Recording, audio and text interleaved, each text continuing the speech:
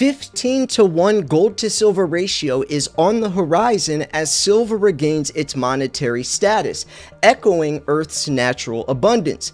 This is a very important topic, and it's actually not too crazy because the gold to silver ratio for thousands of years was 16 to 1. And actually before that it was 8 to 1 because that's the ratio it comes out of the Earth's crust. The earliest ratio I've ever been able to find, which was back in ancient biblical times, was 2.5 to 1. The ratio was 2.5 parts silver equals 1 part gold. But if we put a 15 to 1 gold to silver ratio out right now, that puts silver at roughly $262. First and foremost though, welcome. Thank you for tuning into your daily silver news. My name is Silver Slayer, and if you want the latest information on what's happening across the globe and how that affects the price of silver, make sure you click subscribe and click the bell. I'm doing a giveaway later on this week, so make sure you have the bell clicked so you get notified when the entry video goes live, and like always, may the luckiest stacker win. Now let's check out this article. I will link it in the description. Silver's breakout as a remonetized asset promises seismic shifts, with the gold to silver ratio poised to crash towards 15 to 1, mirroring the metal's natural abundance in the Earth's crust.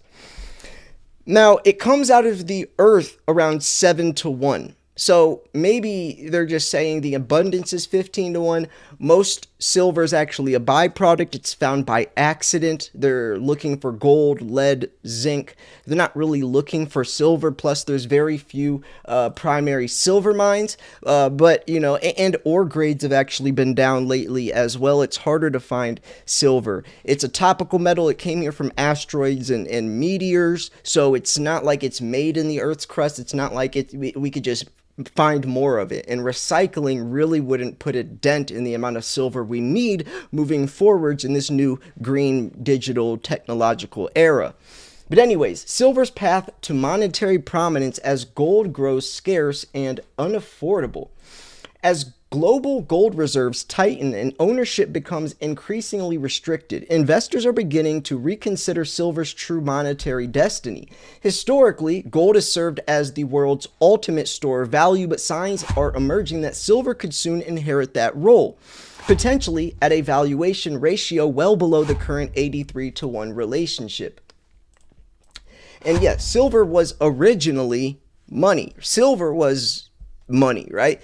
Silver is much easier to barter with, right? Gold's so expensive. If you're trying to trade and barter, silver is much more efficient. It makes a lot more sense, and silver is more valuable in terms of what it brings to the table. Yes, some gold is used in electronics, but mainly silver is the industrial metal. Silver is the most highly conductive metal for thermal conductivity, electricity, and light sensitivity. So in a world where gold is money, but no longer affordable, widely attainable for average workers, capital naturally seeks substitutes that share its scarcity, divisibility, and intrinsic utility. Silver, relative to gold, remains more broadly available and affordable, free to trade, and essential to industrial production. If gold becomes prohibitively expensive or thus difficult to buy, silver's dual role as money and metal will drive a massive repricing event. So we already seen India in April of 2026 is actually remonetizing silver, and I'm sure that's not going to be the last country to do so.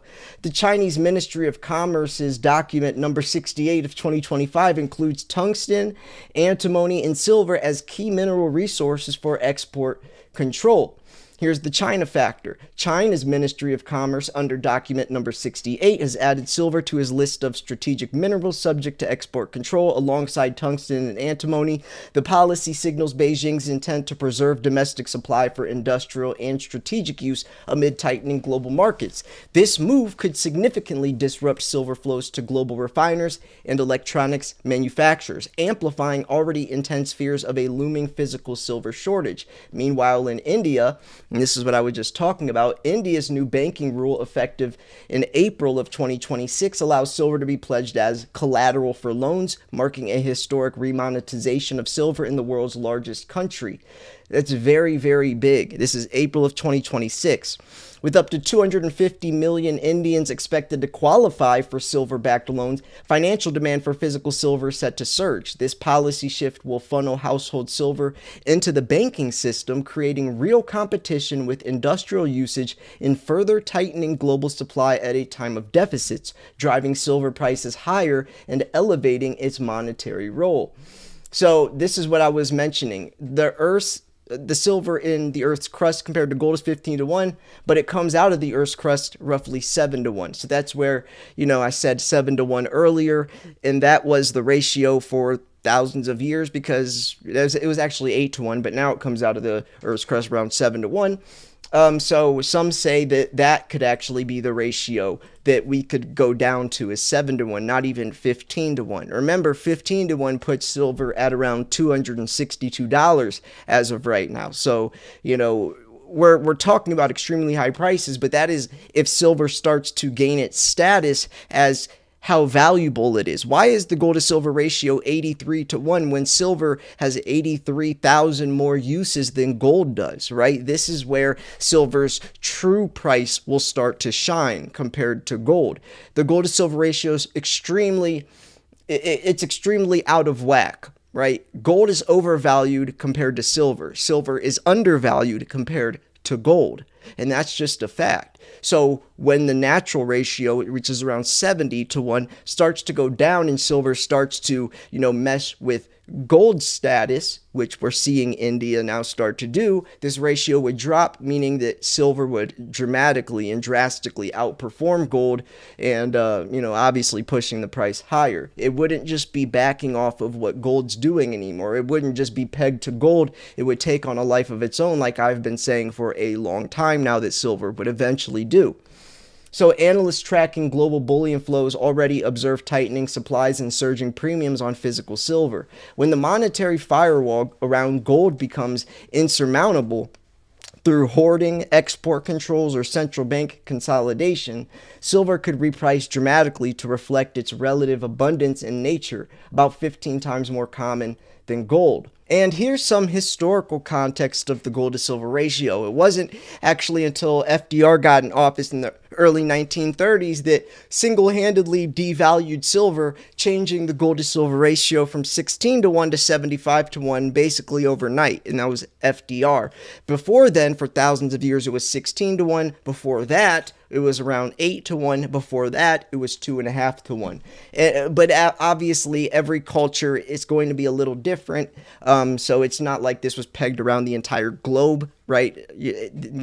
Back then, silver was still traded tremendously for, silver can purify water. It has antimicrobial properties. There's so many benefits for silver since, the beginning of man. And that's why they used to think it was this magical metal, which it really is if you think about it. So the relationship between gold and silver prices have evolved dramatically throughout history. Ancient civilizations, it was often fixed by decree, typically 10 to 1 and 15 to 1. And before that, I found it as low as 2.5 to 1, which it was 2.5 parts silver equals 1 part gold.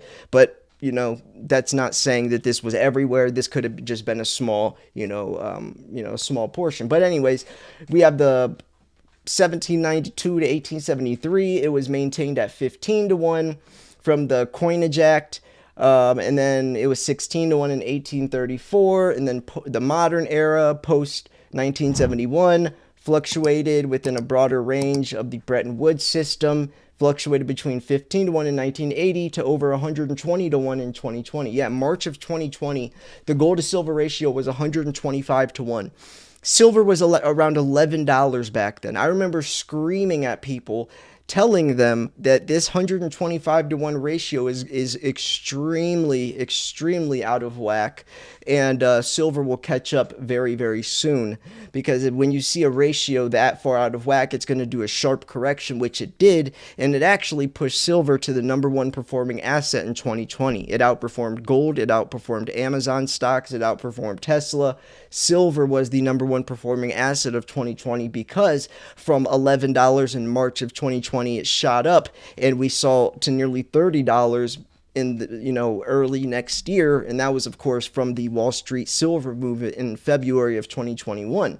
But during that time, you also had the U.S. Mint coming out and having extreme shortages, having to make a 1 million mintage supply from the San Francisco Mint, an emergency supply by the end of the year. There was just a lot happening back then during COVID. But regardless, this transition wouldn't represent a commodity catch-up. It would mark a rediscovery of silver's historic role as the people's money. Right? When gold can no longer be obtained at any rational price, genuine fear of missing out will take hold. Demand will chase the last available and unencumbered store value left, which is silver. Buy the dip. So yeah, that's, that the gold to silver ratio is a great tool to use to kind of determine which is the better buy at that point in time. A lot of you do buy gold and silver. They both have their places. I think silver has more opportunity than gold to rise in price. And I still, I still do see gold having a place though. But at the end of the day, we know that silver is undervalued compared to gold. So if you're going to invest into something, wouldn't you want to invest into the thing that's undervalued? It's under the value, right? Silver's ratio is 83 to 1, meaning for it to come back down, that means silver would be outperforming gold. When the ratio goes higher, that means that gold is outperforming silver. When the ratio drops, that means silver is outperforming gold. And we expect the ratio to drop as silver has this new price rediscovery as it starts being pegged as real money like India is doing in April of 2026. But anyways, I'm going to wrap this video up here. I hope you guys didn't mind me taking that 3-day break. I'm still good. Been doing, a lot better as of lately. Been doing a lot of cardio, walking like 8+ miles a night, going to the gym a lot, just, getting ready to publish my book on Christmas Day. There's a lot going on. Obviously there's more behind the scenes along with that, the custody battle and everything. But yeah, I'm in a good headspace right now. I'm really, really, really, excited for the future with, there's a lot of things that I've been setting up, to hopefully work out in my favor, in our favor. I see you guys as family as well. Stay tuned for the giveaway. I'm excited to be able to give away some silver. I just gave away some silver over at the Secret Silver Society as well. One of the members won 2 Eagles, which is around $100, and he only pays $5 a month. So pay $5 a month, you have a chance to win $50 to $100 worth of silver every month. And there's only around, I think this giveaway, there's 53 entries, so your chances are a lot higher of winning compared to main channel giveaways where thousands of people enter. So if you guys want to go over there, patreon.com/silverslayer. But anyways, yeah, I'm going to wrap this video up here. Thank you so much for tuning in. I usually post between, twice a day. I aim for twice a day, if not once a day, which is noon and 5 p.m. Eastern Standard. It's at least one of those times. So stay tuned, look around there, see when I post. I'm back to posting daily again. I just wanted to take a little 3-day break just to catch up on things. And, so yeah, anyways, I love you all. Thank you so much for tuning in. This was Silver Slayer. I will see you guys tomorrow. Peace.